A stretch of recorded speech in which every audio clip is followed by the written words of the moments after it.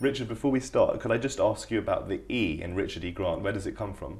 Oh, there was another actor called Peter Grant, and he had changed his name in 1932 to Richard Grant, and so I couldn't have the same name because of equity. So they then allowed me, with his permission, to put a letter in between. And when the woman at Equity phoned up and said, "But what are you going to put in between?" I said, "RAG, RDG." She said, "Come on, I haven't got all day." I said, "Right, Richard E. Grant." So that's how it happened. Richard, would you count us down, please? Okay. 5, 4, 3, 2, 1, go.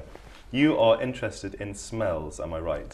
Yeah, I'm obsessed with smelling absolutely everything, and I don't understand why everybody doesn't do that, because I think it's the way that you remember everything, and it's one of the great senses in life. So new books, clothes, people, smells, food, everything. I love to smell things. Do you have a favourite smell? Yes, gardenia flowers. Do you have a favourite film? Godfather 1, 2, and parts of 3. Do you have a favourite philosophy? Yes, go for it. Would you say you're a spiritual person? Absolutely not. My wife is a Christian, and I think she despairs of me. It's the here and now. This is it. Do you believe in any sort of afterlife? No, Or is absolutely that not. absolutely it? No, I take great comfort and reassurance that this is it. So you have to make everything of what the here and now is. Is it right that you underwent analysis? I did. I had a breakdown when I was 41, and then discovered that it was exactly I was the same age that my father had been when he was very publicly cuckolded, and my mother left him, and he was also losing his job in that independence came to Swaziland. He was being the director of education, and he had a 10-year-old son. So I was then 41 and I had a 10-year-old daughter. So I was mirroring what had happened to him. And your father died when he was 52. He did. So I've outlived him by a year, and having felt that I had got to 52, that would be some kind of achievement. I now feel slightly rudderless about what my guide will be, as I no longer have my father to guide me. You have a watch I do. given to you by your father? I do. When he was dying, which I wear on this arm here, and keep Swaziland time on here and English time on here, and only two because it's practical and sentimental, in that I lost his watch, and my wife then gave me a replica, an equivalent, and then I found it again in a sock drawer 2 years later. So that's why. You were born in Swaziland. I was indeed. How did you get your accent? Well, I suppose all the people that I grew up with were, who weren't Swazi, were colonial expats living out there on 3-year contracts. So, and because there was no television, and I think that people who'd lived there for some years, there was a kind of time warp factor to it, so that when I came to England in 1982 during the beginning of Falklands War, people said to me, "You speak like somebody from the 1950s."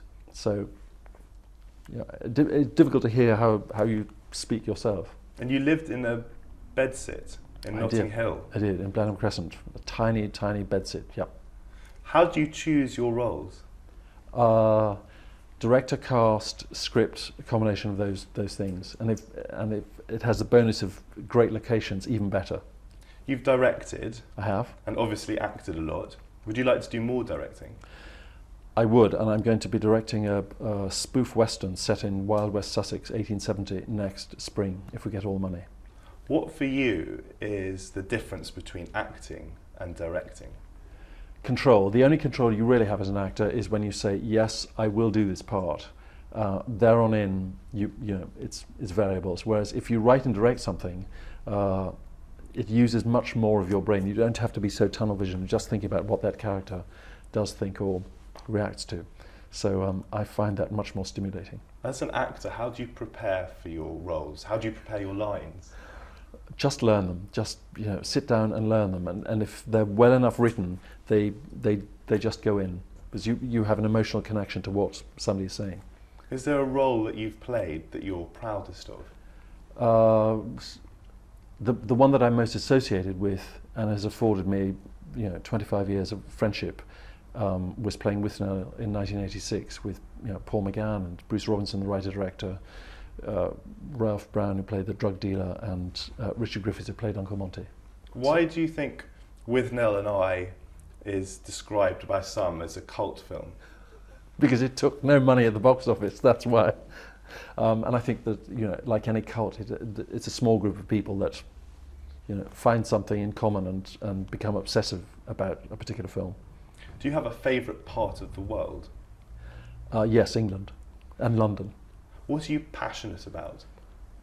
Passionate about, obviously, my family, scuba diving, reading, running, lots of things. Do you have a favourite book? Alice in Wonderland.